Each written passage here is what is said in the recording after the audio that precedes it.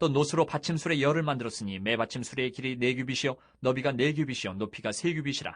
그 받침술의 구조는 이러하니 사면 옆 가장자리 가운데는 판이 있고 가장자리 가운데 판에는 사자와 소와 그룹들이 있고 또 가장자리 위에는 놓는 자리가 있고 사자와 소 아래에는 화한 모양이 있으며 그 받침술에 각각 4 놋바퀴와 놋죽이 있고 받침술의 4발 밑에는 어깨 같은 것이 있으며 그 어깨 같은 것은 물두멍 아래쪽에 부어 만들었고 화하는 각각 그 옆에 있으며 그 받침술에 위로 들이켜 높이가 한 규빗 되게 내민 것이 있고 그 면은 직경 한 규빗 반 되게 반 원형으로 우묵하며 그 나머지 면에는 아로 새긴 것이 있으며 그 내민 판들은 네모지고 둥글지 아니하며 4바퀴는 옆판 밑에 있고 바퀴축은 받침술에 연결되었는데 바퀴의 높이는 각각 한 규빗 반이며 그 바퀴의 구조는 병거 바퀴의 구조 같은데 그 축과 태와 살과 통이 다 부어 만든 것이며 받침술의 4 모퉁이에 어깨 같은 것 4이 있는데 그 어깨는 받침술에 연결되었고 받침술에 위에 둥근 테두리가 있는데 높이가 반 규빗이요 또 받침술에 위에 버팀대와 옆판들이 받침술에 연결되었고 버팀대 판과 옆판에는 각각 빈 곳을 따라 그룹들과 사자와 종려나무를 아로새겼고 또 그 둘레에 화한 모양이 있더라. 이와 같이 받침술의 10개를 만들었는데 그 부어 만든 법과 크기와 양식을 다 동일하게 만들었더라. 또 물두멍 10개를 놋으로 만들었는데 물두멍마다 각각 40밭을 담게 하였으며 매 물두멍의 직경은 4규빗이라. 10받침술에 위에 각각 물두멍이 하나씩이더라.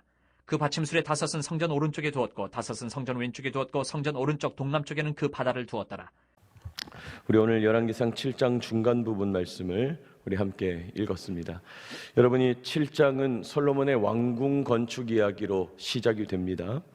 그리고 이제 7장 13절부터는 솔로몬 왕이 기술자를 데려왔다. 히람이라고 하는 기술자를 두로에서 데려왔는데 마침 두로 왕 히람과 이름이 같죠. 그러나 다른 사람인데 그 기술자를 데려와서 성전 앞 높기둥을 만들어 세웠다. 성전의 주랑, 성전의 현관에 해당되는 그 성전 앞쪽에 야긴과 보아스라는 이름을 붙이는 2 기둥을 세웠다. 그게 이제 이전 이야기죠. 또 23절부터 보면 놋바다라고 불려지는 큰 수조, 요즘으로 말하자면 물을 가두는 수조, 놋으로 만든 큰 수조를 만들었다는 이야기가 26절까지 나왔습니다. 그리고 이제 오늘 27절부터는 놋 받침 수레와 그 수레 위에 얹혀 있는 물두멍에 대한 말씀을 이야기합니다. 여러분, 지금 우리가 성경을 봉독했지만요, 사실 어떤 성물의 설계도 같은 개념을 글자로 표현한 거잖아요. 여러분, 이 글자를 표현한 것을 우리가 뭔가 그림으로 그리려고 하는데 잘 와닿지가 않는 거죠. 그래서 이 시간에 영상으로 먼저 다시 한번 읽고 여러분 화면을 한번 보시고 영상을 보시고 나서 또 다시 한번 보겠습니다. 네. 또 놋으로 받침술의 열을 만들었으니 매 받침술의 길이가 4규빗, 너비가 4규빗이요 높이가 3규빗이라. 그 받침술의 구조는 이러하니 사면 옆 가장자리 가운데에는 판이 있고 가장자리 사자와 소와 그룹들이 있고 또 가장자리 위에는 놓는 자리가 있고 사자와 소 아래에는 화환 모양이 있으며 그 받침술에 각각 4 놋바퀴와 놋축이 있고 받침술의 4발 밑에는 어깨 같은 것이 있으며 그 어깨 같은 것은 물두멍 아래쪽에 부어 만들었고 화환은 각각 그 옆에 있으며 그 받침술의 위로 들이켜 높이가 한 규빗 되게 내민 것이 있고 그 면은 직경 한 규빗 반 되게 반원형으로 우묵하며 그 나머지 면에는 아로 새긴 것이 있으며 그 내민 판들은 네모지고 둥글지 아니하며 4바퀴는 판 밑에 있고 바퀴축은 받침술에 연결되었는데 바퀴의 높이는 각각 한 규빗 반이며 그 바퀴의 구조는 병거 바퀴의 구조 같은데 그 축과 태와 살과 통이 다 부어 만든 것이며 받침술의 4 모퉁이에 어깨 같은 것 4이 있는데 그 어깨는 받침술에와 연결되었고 받침술의 위에 둥근 테두리가 있는데 높이가 반 규빗이요 또 받침술의 위에 버팀대와 옆판들이 받침술에와 연결되었고 버팀대 판과 옆판에는 각각 빈 곳을 따라 그룹들과 사자와 종려나무를 아로새겼고 또 그 둘레에 화환 모양이 있더라. 이와 같이 받침술의 10개를 만들었는데 그 부어 만든 법과 크기와 양식을 다 동일하게 만들었더라. 또 물두멍 10개를 놋으로 만들었는데 물두멍마다 각각 40밭을 담게 하였으며 매 물두멍의 직경은 4규빗이라. 10 받침술에 위에 각각 물두멍이 하나씩이더라. 그 받침술의 5은 성전 오른쪽에 두었고 5은 성전 왼쪽에 두었고 성전 오른쪽 동남쪽에는 그 바다를 두었더라. 네, 여기까지 39절까지 봤습니다. 여러분, 지금 빨리 지나갔습니다마는 그 그림을 가지고 조금 설명을 한 것이죠. 제가 지나간 것들을 한 절 한 절 그림을 보면서 간단하게 설명을 한번 해보겠습니다. 여러분, 이 사실 높받침수레와 물두멍이 글자로만 이렇게 기록이 되어 있으니까요, 정확하게는 이런 그림이다라고 말하는 것은 어렵죠. 왜냐하면 그 실제 성전 기물이 이렇게 전해 내려오는 것이 아니니까. 그러나 성전에서 최대한 자세하게 묘사했으니까 그걸 세심하게 한 절 한 절 연구해서 이제 학자들이 그림을 재현해 본 것입니다. 여러분, PPT를 보시면 27절에 이렇게 되어 있습니다. 노수로 받침술에 열을 만들었는데, 이제 이런 받침술가 10개가 있는데 매 받침술의 길이가 4규빗, 너비가 4규빗, 높이가 3규빗이다, 이렇게 말하는 거죠. 여러분, 규빗이라는 것은 0.45m라 그랬고, 그러니까 4규빗이다, 이 말은 1.8m 정도 된다. 그러니까 사실은 제법 큰 수레인 것이죠. 그리고 그 받침수레의 구조는 이러하니, 그러면서 사면 옆에 가장자리 가운데 판이 있다. 지금 여기 보고 계시죠? 빨간색으로 제가 표시를 했는데 판이 있다는 거예요. 이 가장자리 판이 있는데 그 판 가운데에 또 뭐가 있는데, 29절, 가장자리 가운데 판에는 사자와 소와 그룹들이 있다. 사자, 소 형상을 아로 새겼고, 여러분 그룹이 계속 나옵니다만, 이 그룹이라고 하는 것은 천사가 날개 펼친 모양이라고 그랬죠. 케루빔, 그 그룹들이 새겨져 있다는 것입니다.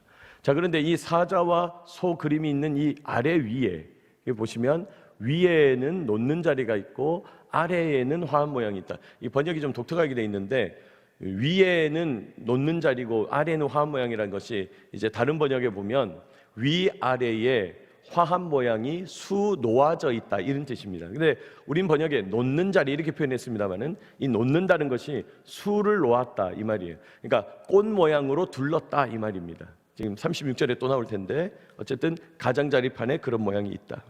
30절, 또 그 받침술에 각각 4바퀴와 노축이 있다는 거죠. 자, 바퀴가 4개라는 거예요. 이게 바퀴인데 4바퀴와 노축이 4개. 축이라는 거는 이 가로지르는 대를 말하는 거죠. 노축이 있고, 받침술의 4발 밑에는 어깨 같은 것이 있다. 여러분, 지금 여기 보시면 이 받침술의 바퀴에 이 무게를 지지할 수 있도록 뭔가 옆에 이렇게 달아놓은 것이 있죠. 어깨 같은 것이 있고, 이 어깨 같은 것이 물두멍 아래쪽에 부어 만들었고, 화하는 각각 그 옆에 있다 그랬어요. 자, 부어 만들었다, 주물로 만들었다는 것을 말하는 것이죠. 그리고 31절, 그 받침술의 위로 들이켜 높이가 1규빗되게 내밀었다. 그러니까 이 받침술의 위로 튀어나온 부분, 물두멍이 위로 튀어나온 부분이 있는데 1규빗되게 내밀었다. 그리고 그 면은 직경 1규빗 반이 되게 반원형으로 우묵했다 라고 돼 있고, 반원형으로 우묵했다, 1규빗 반 되게. 그러니까 이 튀어나와 있는 부분의 이 깊이, 안 보이는 부분, 물두멍 쪽으로 판 밑으로 내려가 있는 부분이 1.5규빗 정도 되겠다, 그렇게 예상하는 것이죠. 반원형으로 우묵하고, 나머지 면에는, 자, 나머지 면이란 건 여기를 말하는 것이죠. 나머지 면에는 아로 새긴 것이 있으니 그 내민 판들은, 그런데 내민 그 아래쪽 판들은 네모지다, 그런 표현이 나오는 것이죠. 자, 32절, 4바퀴의 옆판 밑에는, 4바퀴는 옆판 밑에 있고, 자, 바퀴 4바퀴가 지금 숨겨져 있고, 저 뒤에 바퀴가 하나 더 있게, 바퀴가 있고, 바퀴축은 받침수레와 연결되었는데 바퀴의 높이가 1.5규빗이다. 여러분, 1.5규빗이니까 1.35m 정도, 그러니까 꽤 큰 바퀴가 있는 것이죠. 그리고 33절, 바퀴의 구조는 병거의 바퀴와 같은데 그 축과, 그랬어요. 축이란 건 이 가로축을 말하는 것이고, 축과, 그다음에 태라는 것은 동그란 이 겉태를 말하는 것이고, 살은 그 안에 바퀴살을 말하는 것이죠. 통이라는 것은 가로축과 바퀴를 연결하는 부분을 통이라고 부르겠죠. 통이 다 부어 만든 것이다, 다 주물로 만든 거다, 그렇게 말하는 겁니다. 또 받침술의 위에 둥근 테두리가 있는데, 위에 테두리에 어깨 같은 것이 있다, 그렇게 말하죠. 아까도 말했던 그 내용입니다. 어깨 같은 것이 있다.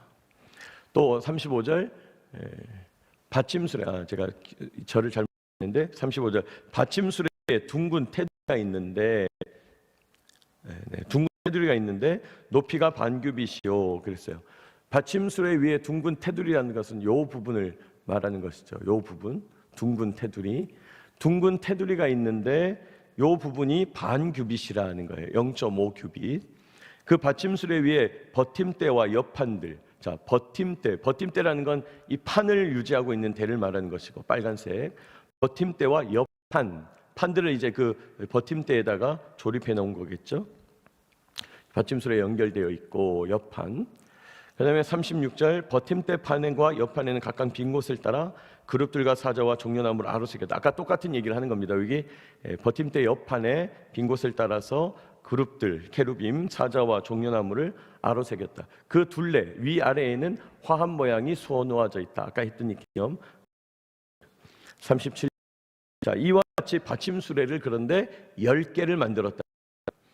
그리고 부어 만든 법과 크기 양식이 다 동일하다. 똑같은 받침 바퀴가 달려 있고 이동 가능한 물두멍이 얹혀 있는 받침수레가 10개. 그리고 38절 10개. 그리고 이 물두멍 10개를 롯으로 만들었는데 물두멍마다 40밭을 덮게 하였다. 여러분 이 40밭이라고 되어 있는데 한 밭이 22.7리터 정도 되고 40밭이라는 것이니까 900리터 정도 되는 큰 물을 담는 수조가 되는 것입니다.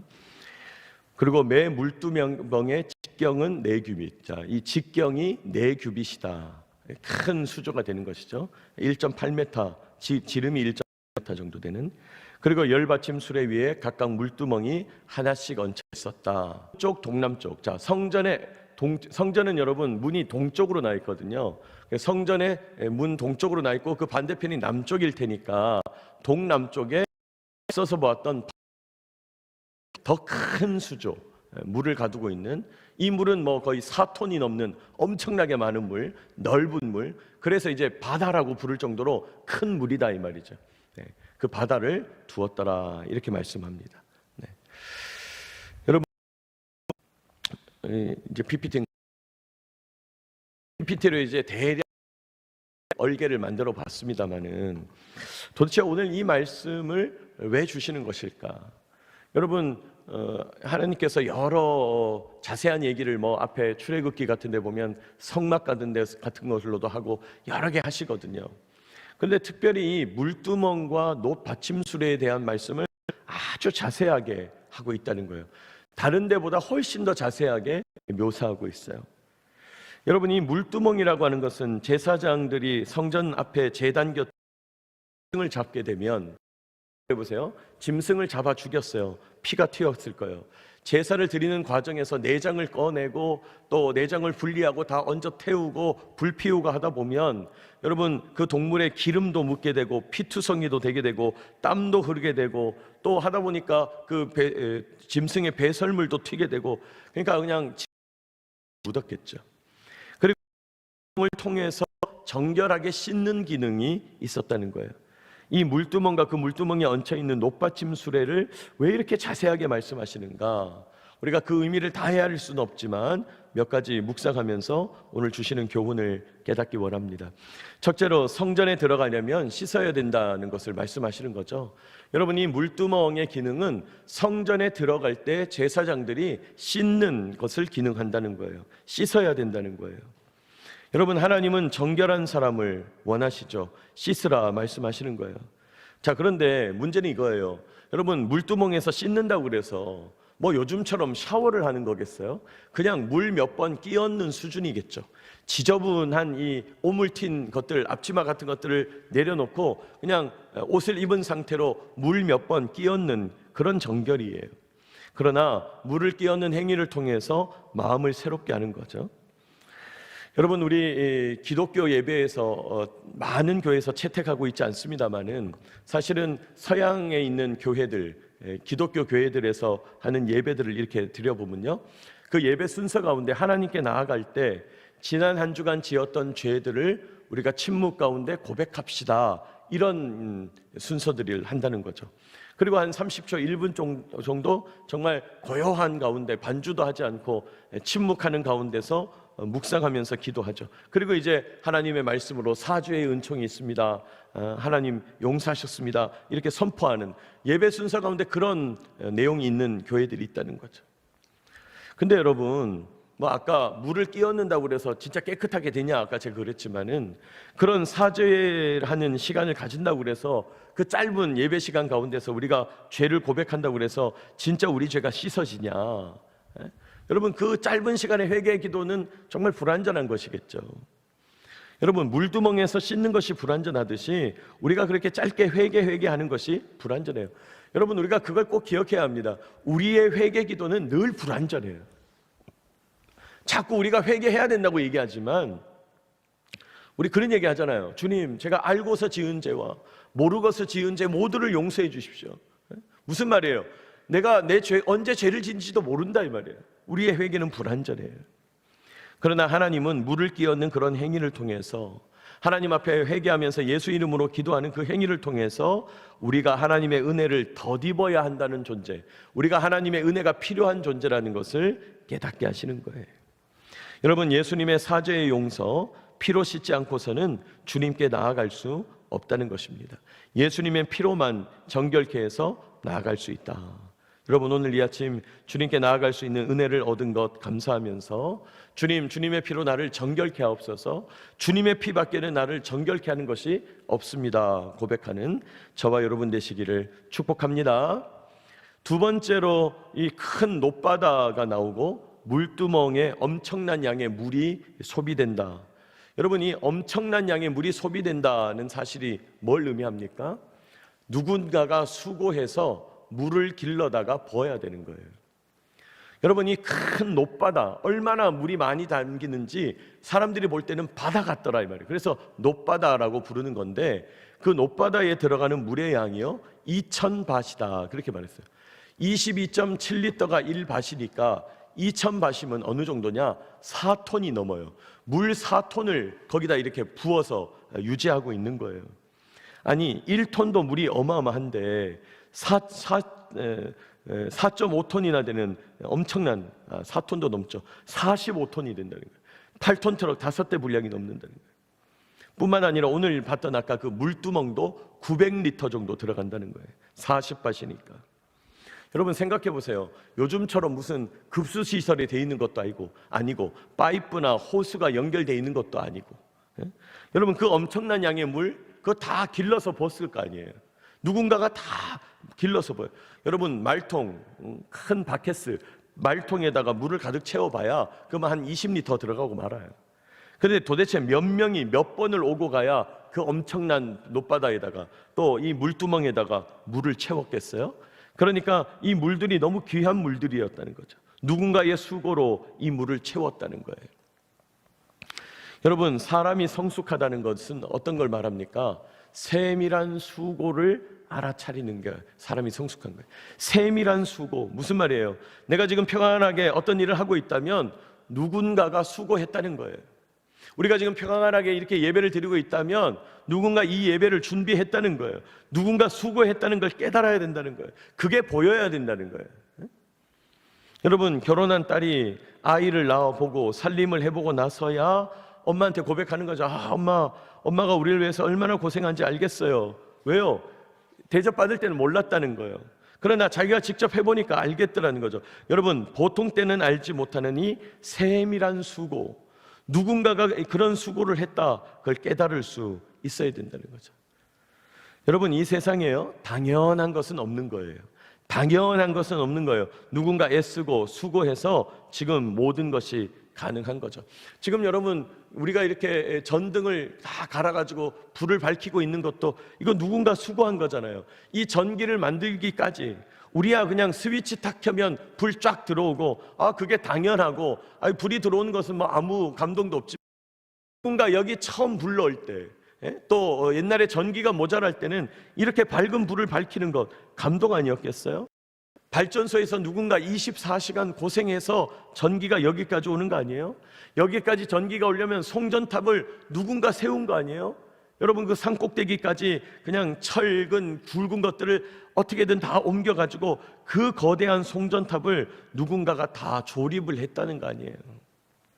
누군가가 수고했다는 거예요. 여러분, 그 세밀한 수고를 알아차리는 것, 그것이 은혜고 그것이 성숙입니다. 여러분, 오늘 정결 예식에 사용되는 이 물두멍의 기록을 통해서 하나님께 나아갈 때 정결해야 된다 그랬어요. 우리의 회개는 불완전하다. 예수님의 보혈로 씻어야 합니다. 또 누군가의 수고를 깨달아야 합니다. 세밀한 수고를 알아차리는 성숙함이 있어야 된다. 이런 정결함의 결단과 예수 보혈에 대한 감사, 세밀한 수고를 알아차리는 성숙함, 오늘 이 아침 그것을 기도하게 되는 저와 여러분 되시기를 축복합니다. 주님, 저희의 회개는 불완전합니다. 예수님으로 깨끗하게 하셔서 감사합니다. 기도하시고, 주님, 제가 성숙하게 세밀한 수고로 주님께 영광 돌리겠습니다. 기도하시는 저와 여러분 되시기를 축복합니다.